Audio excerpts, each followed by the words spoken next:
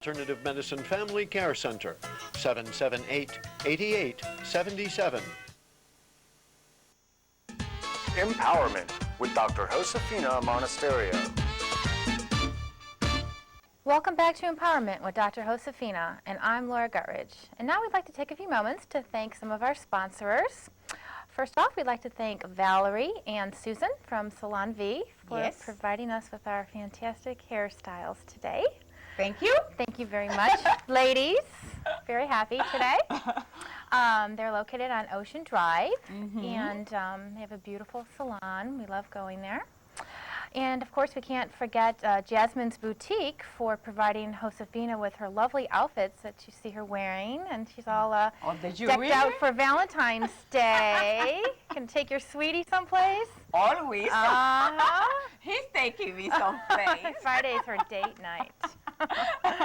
And they're also located on Ocean Drive, and she also gets her wonderful jewelry there too. This little hearts, it's so cute. Yeah, this is really cute. It's good for Valentine's. Absolutely. And she's across the street from Bobby's. Yes, yes. Okay, so. And what else? We're talking about relationships. We're continuing with relationships. And our review. Exactly, and then the review, one of the things that we did last week was talking about the most important person that you have to develop a very good relationship is with yourself. So you cannot give when you don't have. So that's basically the key that we talked about last week in our relationship. And you have to feel that you deserve to be happy. You know, before you can make other people in your life happy. So you have to take notes every time we do the show. Right, baby? Yes, you have to keep up so you can keep on track. You can be happy. Yes, and we all want to be happy. Because one of the things with relationship is that you have to deal with people all the time. All the time. So we're not talking just about a romantic relationship. Like we would like but to you know, imagine. the relationship with your children. And we get there, we get there. Let me not jump. And make sure to kick me if I go too fast. I know, she gets ahead of herself all the time.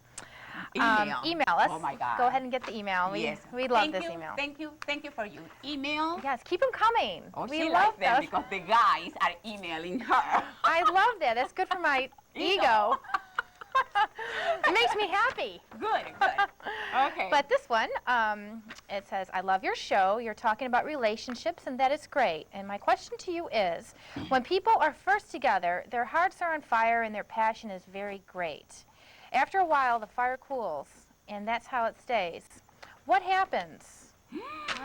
And that's from Nancy. That's Nancy in Vero Beach. Nancy. Well, this is a very, very good question because this is month of Valentine's Day. So, but this is what happens. What happens?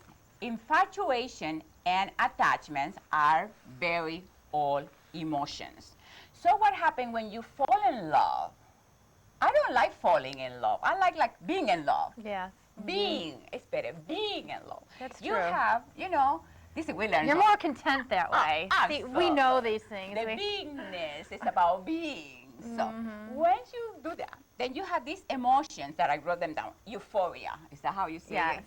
And then you have this elation, is that how you say it? Oh, yes. And then you have the ecstasy, and you have the rapture, and the jubilation, and excitement, and this unbelievable energy of attraction.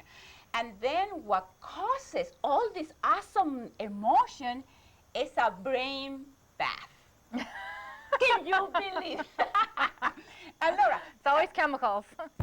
This is I want the young people to really pay attention to this because I don't want you to get into a relationship and years later you have to divorce, maybe months later, okay? So what happens, the emotional centers of the brain start segregating a brain, it's called amphetamines. Is that how you say it? Yes. Amphetamines, which is juices in the brain and creates a pool. Endorphins. No, amphetamines. Okay. This endorphin is when I'm running. Oh, okay.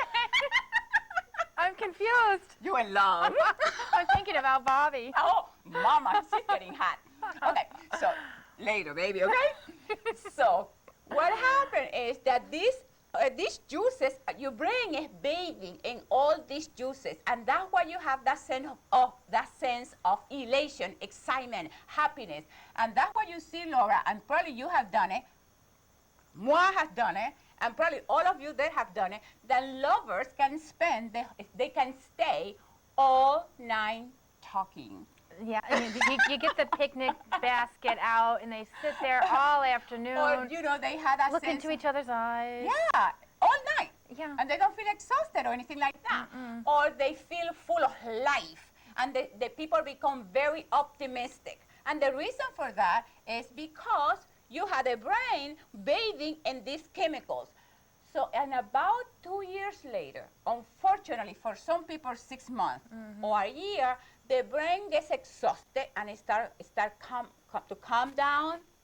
And then you go back to the normal you. And that was so critical that you start seeing in a relationship qualities like respect, trust, honesty, communication, because at the end, if you didn't see the red flag when your brain was bathing, you're in trouble. Isn't that amazing? And you know, that's why it is such a bad idea, I think, to get married after you've known someone for 3, 4, 5 months. You hear that all the time. They're still bathing in... And the chemicals. And then reality hits them a year or two later, and those chemicals are gone. Absolutely. And it's hard to get that back. I mean, if you could bottle and sell that and get it back... Get back what? Get back that feeling of... Oh, but it changes into something more permanent. More, I think into something more awesome, because then this person becomes your best friend. Right, right. Right? Right. This person trusts you. This person have confidence in you. This person respects you. This person cherishes you. But oh you know, my but God. you can't help but wonder, you know, how you could possibly, you know, get that feeling back. You always think about, you know, that feeling of being in love like that. But you're right, you know, once you are in a relationship, and that, you know, leads to, like, how do you define a perfect relationship? Is that a perfect relationship? Yes, a perfect relationship is where there is respect, there is trust, there is integrity, there is honesty. That person becomes your best friend, because the opposite of that, Laura, is being in a relationship and with the person constantly is putting you down, criticizing you, destroying your goals and your dreams, controlling you. Because I see clients, and some women tell me, you know, to the point that the guy will take the credit card so she won't spend any money. I mean, Right. it boggles my mind. Boggles your Boggles mama. Than somebody who says that loves you. Right. Think about this. If Bobby says, I love you, how can you be nasty with that person? How can you treat that person disrespectfully? Right. How can you not honor that person? And you know, that doesn't only go with a romantic relationship. Your children, your friends. I think charity starts at home, because I can imagine that your husband or your wife will be nice to you. I mean, not nice to people outside and nasty to you. Oh, I think that's very common, that's too. very sad. It is, and it really makes you feel like that when you see it all the time. Well, and what happens is destroying your self-esteem. You know, when somebody is with you that don't respect you, the person should admire you. And this is the thing. That's what we talk in the first week about developing a good relationship with yourself. Because when you have that sense of confidence, that sense of empowerment, the clarity, the certainty of who you are, you will never ever tolerate anybody to disrespect you, to mistreat you, to treat you like you are something, you know, I don't even know what. But you don't allow that. You don't tolerate those things. Because think about it. Somebody loves you. Love to me is like, you love me. You love me. No matter what. Well, you love me. You don't put me Right. down. You don't criticize me. You don't find all the things wrong with me. And that doesn't mean you are perfect. It means that you know that as a human being, you're growing, you're becoming, and you're changing. And that's the thing in a healthy relationship. Right, but you know, in order to get that respect, I think you both have to bring what is necessary to the relationship. You can't just sit back and, you know, expect your spouse to do everything and for everything to be perfect. You have to work at that too. You have to gain that respect, and you have to do your part in the relationship. A lot of women, they think that, you know, just because they're attractive, or, you know, a number of things that they don't have to have anything else to bring to the table.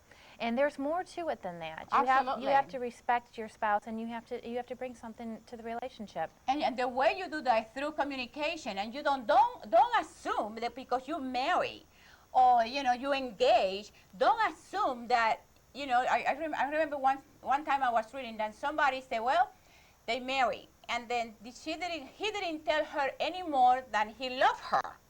So she went for counseling, asking, why, I don't know what's wrong with my husband, that he doesn't tell me that he loves me. So I met with the guy. So I need to find out what's wrong with you. And he said, well, when I married her, I told her I love her. So I don't have to be reminding her of that unless I change my mind.